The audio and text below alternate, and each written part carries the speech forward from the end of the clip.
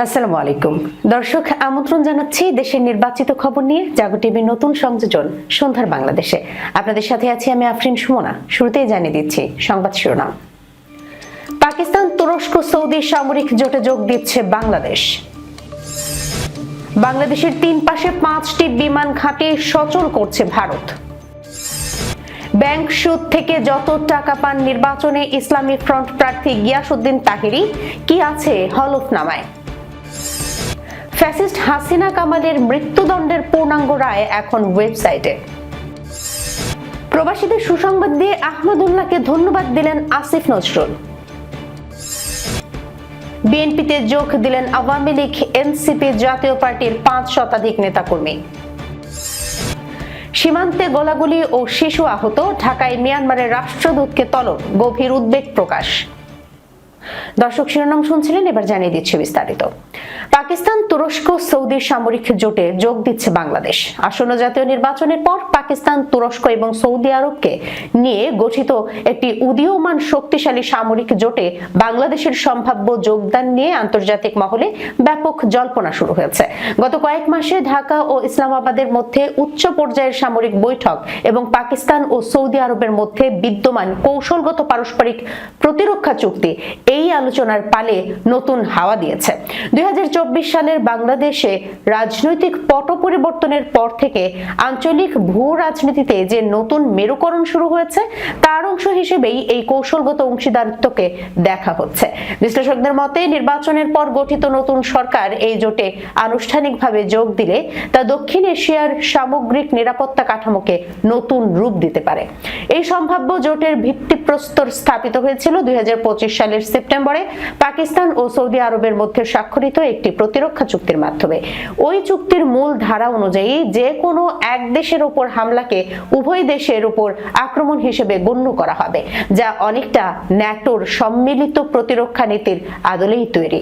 2026 সালের জানুয়ারিতে পাওয়া সর্বশেষ তথ্য অনুযায়ী তুরস্কও এই জোটে যোগ দেওয়ার বিষয়ে চূড়ান্ত পর্যায়ের আলোচনা চালাচ্ছে। পাকিস্তান যেহেতু একটি পারমাণবিক শক্তিধর রাষ্ট্র এবং তুরস্কের রয়েছে ন্যাটোর দ্বিতীয় বৃহত্তম সেনাবাহিনী, তাই সৌদি আরবের আর্থিক শক্তির সঙ্গে এই দুই সামরিক শক্তির সমন্বয় একটি অপরাজেয় ত্রিভুজ গঠন করতে পারে। বাংলাদেশ এই জোটের অংশ হলে তা মূলত প্রশিক্ষণ, সন্ত্রাসবাদ মোকাবেলা এবং সামরিক সরঞ্জামের যৌথ উৎপাদনের ক্ষেত্রে নতুন দিগন্ত উন্মোচন করবে। বাংলাদেশের সামরিক বাহিনী ইতিমধ্যেই পাকিস্তানের সৌদি মডেলের প্রতিরক্ষা চুক্তির আদলে একটি খসড়া তৈরি করতে গভীর আগ্রহ দেখিয়েছে। গত এক বছরে পাকিস্তানি সামরিক নেতৃত্বের ঢাকা সফরের হার উল্লেখযোগ্যভাবে বৃদ্ধি পেয়েছে। 2026 সালের জানুয়ারিতে বাংলাদেশ বিমান বাহিনী প্রধানের পাকিস্তান সফরকালে যে F-17 থান্ডার যুদ্ধ বিমান কেনার বিষয়ে বিস্তারিত আলোচনা হয়েছে, যা বাংলাদেশের ফোর্সেস গোল 2030 লক্ষ্যমাত্রা অর্জনে বড় ভূমিকা রাখবে।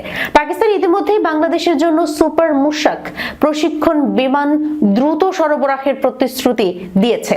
এই প্রতিরক্ষা সহযোগিতা শুধুমাত্র ক্রয় বিক্রয়ের মধ্যেই সীমাবদ্ধ নয়, বরং গোয়েন্দা তথ্য আদান প্রদান এবং যৌথ সামরিক মহড়া পর্যন্ত বিস্তৃত হতে পারে বলে জানা গেছে। তবে এই জোটে বাংলাদেশের যোগদানের বিষয়টি অনেকাংশেই নির্ভর করছে 12 ফেব্রুয়ারি নির্বাচনের পর গঠিত সরকারের পররাষ্ট্র নীতির উপর। যদিও বর্তমান অন্তর্বর্তীকালীন প্রশাসনের অধীনে খসড়া চুক্তির কাজ অনেক দূরে গিয়েছে, তবে এর আনুষ্ঠানিক অনুমোদন দেবে পরবর্তী নির্বাচিত সংসদ। বাংলাদেশের প্রতিরক্ষা ব্যবস্থার আধুনিকায়ন এবং প্রতিবেশী দেশগুলোর সঙ্গে শক্তির ভারসাম্য বজায় রাখতে এই জোটকে একটি গুরুত্বপূর্ণ সুযোগ হিসেবে দেখছেন নিরাপত্তা বিশ্লেষকরা। তবে ঐতিহাসিক প্রেক্ষাপট এবং দেশের অভ্যন্তরীণ রাজনৈতিক মেরুকরণের কারণে এই সিদ্ধান্ত গ্রহণের ক্ষেত্রে সরকারকে সতর্কতার সঙ্গে এগোতে হবে। শেষ পর্যন্ত বাংলাদেশ এই চতুর্মুখী জোটে যোগ দিলে তা হবে মুসলিম বিশ্বের প্রধান দেশগুলোর মধ্যে এক নজিরবিহীন নিরাপত্তার সমন্বয়। সূত্র টাইমস অফ ইসলামাবাদ। বাংলাদেশের তিন পাশে 5টি বিমান ঘাঁটি সচল করেছে ভারত। বাংলাদেশের সীমান্তবর্তী রাজ্যগুলোতে আঞ্চলিক যোগাযোগ বৃদ্ধি এবং কৌশলগত নিরাপত্তা নিশ্চিত করতে দ্বিতীয় বিশ্বযুদ্ধের সময়কার 5টি পরিত্যক্ত এয়ার স্ট্রিপ বা বিমান ঘাঁটি পুনরুজ্জীবিত করার পরিকল্পনা নিয়েছে ভারত সরকার। পশ্চিমবঙ্গ, আসাম ও ত্রিপুরায় অবস্থিত এই ঘাঁটিগুলো সংস্কারের মূল লক্ষ্য হলো ভারতের অত্যন্ত স্পর্শকাতর শিলিগুড়ি করিডোর বা চিকেন স্নেক এর সুরক্ষা আরো জোরদার করা। ভারতীয় সংবাদ মাধ্যম টাইমস অফ ইন্ডিয়ার প্রতিবেদন অনুযায়ী এমন এক সময়ে এই উদ্যোগ নেওয়া হয়েছে যখন প্রতিবেশী বাংলাদেশের সঙ্গে ভারতের কূটনৈতিক সম্পর্ক ইতিহাসের সর্বনিম্ন স্তরে অবস্থান করছে। মূলত উত্তর পূর্ব ভারতের সঙ্গে মূল ভূখণ্ডের একমাত্র স্থল সংযোগ এই সরু করিডোরটির নিরাপত্তা নিয়ে নয়াদিল্লি বর্তমানে কোনো ধরনের ঝুঁকি নিতে রাজি নয়।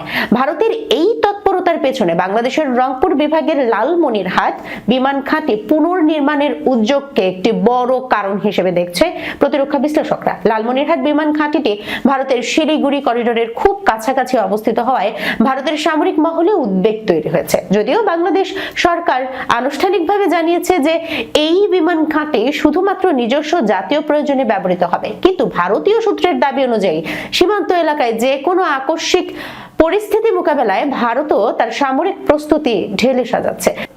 এর মধ্যে পশ্চিমবঙ্গ ও বিহারের সীমান্তবর্তী এলাকাগুলোতে লাচিত বরফুকন নামে 3টি নতুন সেনা ঘাঁটি স্থাপন করা হয়েছে এবং এই 5টি এয়ারস্ট্রিপ সচল করার প্রক্রিয়া সেই সামরিক প্রস্তুতিরই একটি অংশ। পরিকল্পনা অনুযায়ী যেসব এয়ারস্ট্রিপ সংস্কার করা হবে সেগুলো হলো পশ্চিমবঙ্গের জলপাইগুড়ির আমবাড়ি ও পাঙ্গা, দক্ষিণ দিনাজপুরের বালুরঘাট, মালদহের ঝালঝালিয়া এবং আসামের ধুবড়ী। এর আগে কোচবিহার এবং আসামের রূপসী বিমানবন্দর দুটি সফলভাবে সচল করা হয়েছে। বর্তমানে এয়ারফোর্স অথরিটি অব ইন্ডিয়া পশ্চিমবঙ্গের বিমান ক্ষেত্রগুলোর দায়িত্ব রাজ্য সরকারের হাতে তুলে দিয়েছে। নাম প্রকাশে অনিচ্ছুক একজন সরকারি কর্মকর্তা জানিয়েছেন, ভারত চায় এই রানওয়েগুলো যেন সর্বদা জরুরি অপারেশনাল কার্যক্রমের জন্য প্রস্তুত থাকে।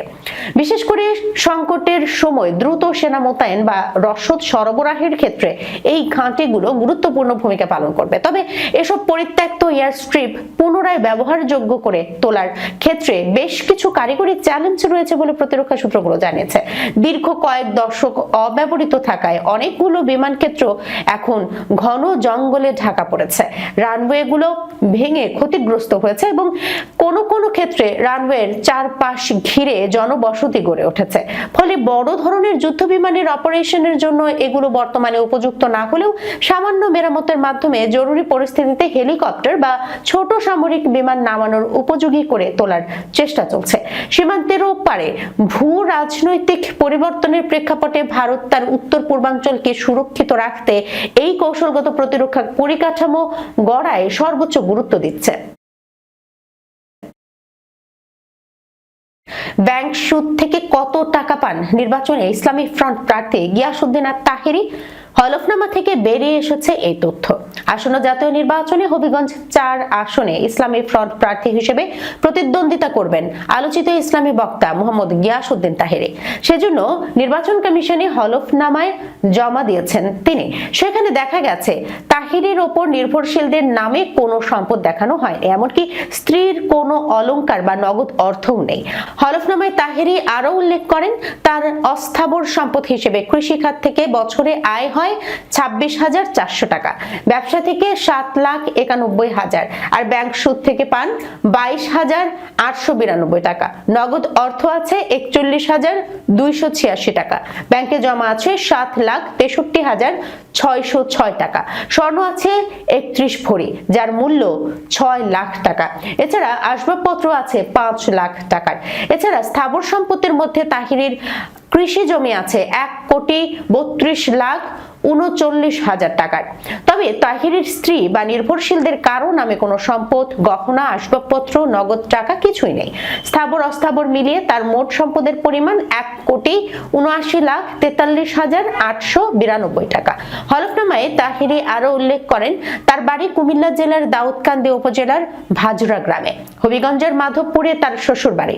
সেই সূত্রেই তিনি এই আসনে প্রার্থী হয়েছেন। তার বিরুদ্ধে 3 মামলা রয়েছে, সবগুলোই চলমান। 2024 সালের 5 আগস্টের পর প্রতিটি মামলায় দায়ের হয়েছে উল্লেখ করেন গিয়াসউদ্দিন তাহেরী। ফ্যাসিস্ট হাসিনা কামালের মৃত্যুদণ্ডের পূর্ণাঙ্গ রায় এখন ওয়েবসাইটে। 24-এর উত্তাল জুলাইয়ে ছাত্র জনতার অভ্যুত্থানের সময় সংঘটিত মানবতা বিরোধী অপরাধ মামলায় ফ্যাসিস্ট শেখ হাসিনা ও আসাদুজ্জামান খান কামালকে দণ্ড দিয়ে পূর্ণাঙ্গ রায় ওয়েবসাইটে প্রকাশ করা হয়েছে। মঙ্গলবার 457 পৃষ্ঠার এই রায় প্রকাশ করা হয়েছে আন্তর্জাতিক অপরাধ ট্রাইব্যুনালের চিফ প্রসিকিউটর কার্যালয়ের ওয়েবসাইটে। গত 17 নভেম্বর একটি অভিযোগে ক্ষমতাচ্যুত পলাতক প্রধানমন্ত্রী শেখ হাসিনা ও সাবেক স্বরাষ্ট্রমন্ত্রী আসাদুজ্জামান খান কামালকে মৃত্যুদণ্ড দেন আন্তর্জাতিক অপরাধ ট্রাইব্যুনাল। আরেকটি অভিযোগে আমৃত্যু কারাদণ্ড হয়। যে অভিযোগে আমৃত্যু কারাদণ্ড দেয়া হয়েছে তার বিরুদ্ধে আপিল করেছে রাষ্ট্রপক্ষ।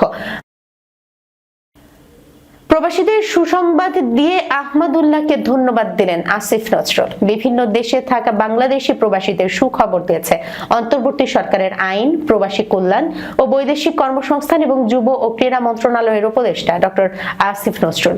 তিনি বলেছেন, প্রবাসী কল্যাণ ব্যাংক থেকে অচিরেই চালু হচ্ছে শরিয়া ভিত্তিক ঋণ প্রদানের কার্যক্রম। মঙ্গলবার উপদেষ্টা তার ভেরিফাইড ফেসবুক পেজে এক পোস্টে বলেন, প্রবাসী ভাইদের জন্য সুসংবাদ, প্রবাসী কল্যাণ ব্যাংক থেকে অচিরেই চালু হচ্ছে শরিয়া ভিত্তিক ঋণ প্রদানের কার্যক্রম। আজকে ব্যাংকটির ব্যবস্থাপনা পরিচালকের সঙ্গে কথা হয়েছে।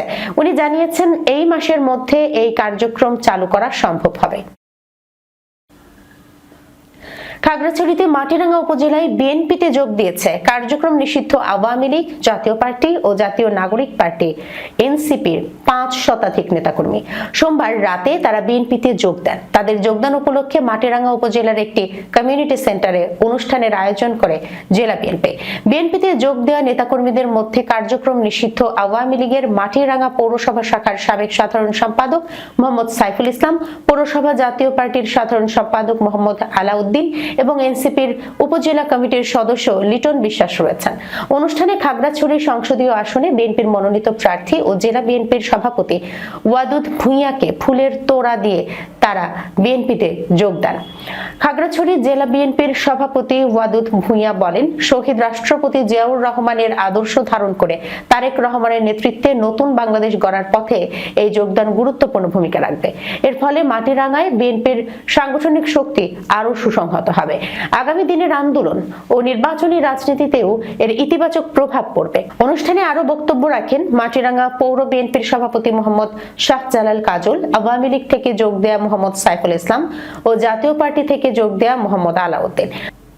যোগদানের বিষয়ে জানতে চাইলে পৌর জাতীয় পার্টির সদ্য সাবেক সাধারণ সম্পাদক মোহাম্মদ আলাউদ্দিন বলেন, বিএনপি এই দেশের গণমানুষের দল।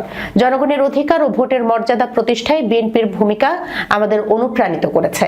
এই কারণেই ওয়াদুদ ভূঁইয়ার হাতকে শক্তিশালী করতে জাতীয় পার্টি ও এনসিপির 5 শতাধিক নেতাকর্মী নিয়ে বিএনপিতে যোগ দিয়েছে। যোগদানকারী পৌর আওয়ামী লীগের সাধারণ সম্পাদক মোহাম্মদ সাইফুল ইসলাম বলেন, দেশের চলমান রাজনৈতিক পরিস্থিতি, গণতন্ত্র পুনরুদ্ধারের আন্দোলন এবং বিএনপির ঘোষিত কর্মসূচির প্রতি আস্থা রেখেই বিএনপিতে যোগ দিয়েছে।